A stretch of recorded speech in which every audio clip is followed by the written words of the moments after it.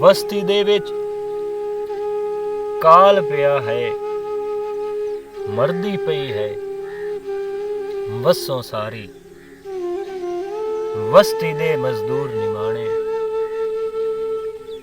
ਲੋੜ ਕੇ ਆਪਣਾ ਖੂਨ ਪਸੀਨਾ ਸਾਰਾ ਦੇ ਮਜ਼ਦੂਰੀ ਕਰਕੇ ਸ਼ਾਮੀ ਅੱਧੀ ਮੁੰਨੀ ਰੋਟੀ ਉਹ ਵੀ ਰੁੱਖੀ ਸੁੱਖੀ ਖਾ ਕੇ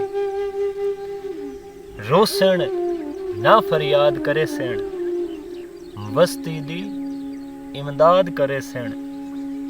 वैसे ये इंसाफ ता कोई नहीं,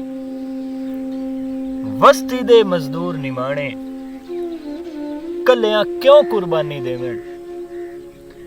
वस्ती दे सरदार भी सोचण, काजी ते परेहार भी सोचण, साईं दे पहरेदार भी सोचण। कुछ दे तुहाडी रोटी उत्ते घ्यो दा तीला घट लग जावे, कसम खुदा दी कुछ नहीं हुंदा। वस्ती दी इमदाद हो जासी, वस्ती मोड़ आबाद हो जासी।